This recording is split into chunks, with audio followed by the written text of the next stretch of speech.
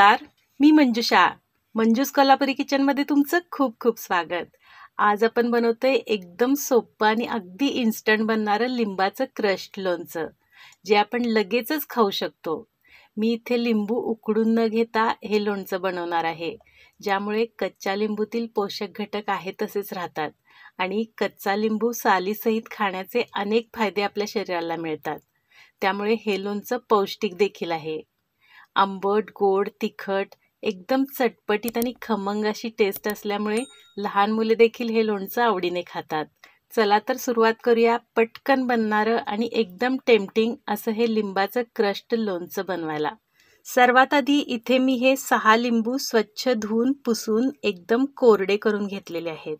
कारण लिंबूला जर पाण्याचा अंश राहिला तर लोणच्याला बुरशी येऊ शकते. लिंबू घेताना शक्यतो पातळ सालीचे बघून लिंबू घ्यावेत, म्हणजे लोणच्याला कडवटपणा कमी येतो. आता सर्वात आधी हे सर्व लिंबू अशा प्रकारे एका लिंबूचे एकसारखे 8 भाग होतील अशा पद्धतीने कट करून घ्यायचे आहेत आणि यातील सर्व बिया काढून टाकायच्या आहेत. अगदी एक आणि एक बी शोधून काढणे खूप महत्त्वाचे आहे, कारण एक जरी बी राहिली तरी लोणचे कडवट बनते. इथे मी या लिंबूच्या फोडी उकडून न घेताच हे लोणचे बनवणार आहे, ज्यामुळे कच्च्या लिंबूतील पोषक घटक आहे तसेच राहतात आणि कच्चा लिंबू सालीसहित खाण्याचे अनेक फायदे आपल्याला मिळतात. इथे आपल्या सर्व बिया काढून झालेल्या आहेत.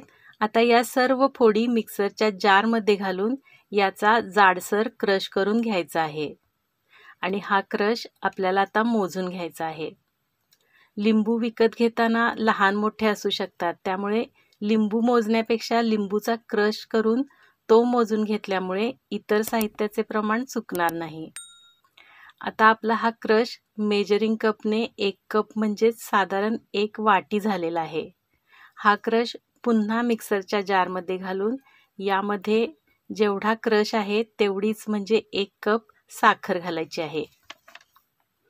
एवढी साखर अगदी पुरेशी आहे, पण तुम्हाला जर गोड चव जास्त हवी असेल तर तुम्ही लिंबूच्या क्रशच्या 1.5 पट किंवा दुप्पट साखरही घालू शकता. आता हे लिंबू आणि साखर पुन्हा एकदा मिक्सरमध्ये एकत्र फिरवून घ्यायचे आहे आणि हे छान एकजीव झालेले मिश्रण एका बाउलमध्ये काढून घ्यायचे आहे.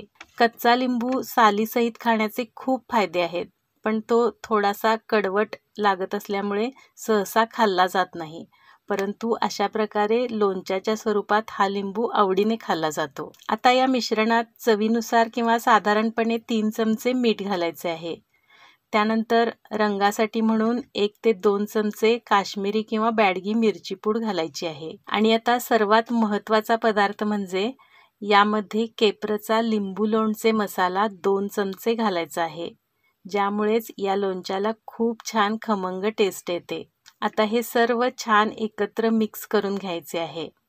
तुम्ही या स्टेजला चव बघून तिखट, मीठ, साखरेचे प्रमाण तुमच्या आवडीनुसार ॲडजस्ट करून घेऊ शकता किंवा लोणचं तयार झाल्यानंतरही चव बघून तुम्हाला जर एक्स्ट्रा साखर हवी असेल तर त्यावेळी तुम्ही वरून पिठी साखर यामध्ये घालू शकता, जी पटकन विरघळेल. जर तुम्हाला उपवासासाठी हे लोणचं हवं असेल तर मात्र लोणचे मसाला न घालता फक्त साखर, मीठ आणि मिरची पूड घालायची, म्हणजे उपवासासाठीचे लोणचे बनते. बऱ्याच वेळा लोणचे पटकन मुरवण्यासाठी किंवा मऊ होण्यासाठी लिंबू उकडून घेतले जातात किंवा हा क्रशही शिजवला जातो, पण त्यामुळे लिंबूमधील पोषक तत्वे नष्ट होतात. परंतु आपण इथे कच्चेच लिंबू वापरल्यामुळे लिंबूतील पोषक घटक पारंपरिक लोणच्याप्रमाणे आहे तसेच राहतात. अशा प्रकारे आपले लिंबूचे क्रश्ड लोणचे तयार झालेले आहे. हे आहे असे लगेचच खायला घेऊ शकतो, परंतु पहिल्या दिवशी मात्र याला थोडीशी कडवट चव येऊ शकते.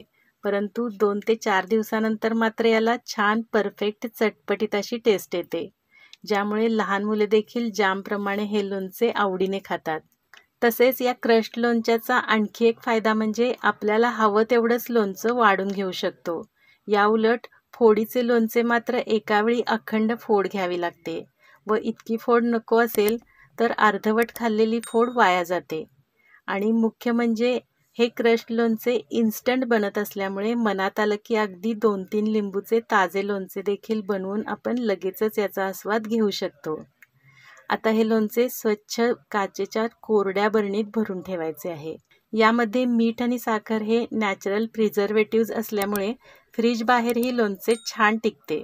परंतु तुमच्याकडे जर दमट हवामान असेल तर बरणी फ्रीजमध्ये ठेवलेली बरी. फक्त लोणचे घेताना ओला हात किंवा ओला चमचा वापरायचा नाही, नाहीतर लोणच्याला बुरशी येऊ शकते. तर अशा प्रकारे माझ्या या पद्धतीने हे इन्स्टंट लिंबाचे क्रश्ड लोणचे तुम्ही नक्की बनवून टेस्ट करा. आणि रेसिपी आवडल्यास मंजूस कोल्हापुरी किचनला सबस्क्राईब करून बेल आयकॉन प्रेस करायला विसरू नका. तसेच व्हिडिओला लाईक, कमेंट आणि जास्तीत जास्त जणांना शेअर नक्की करा. पुन्हा भेटूया आणखी एका टेस्टी रेसिपीसोबत.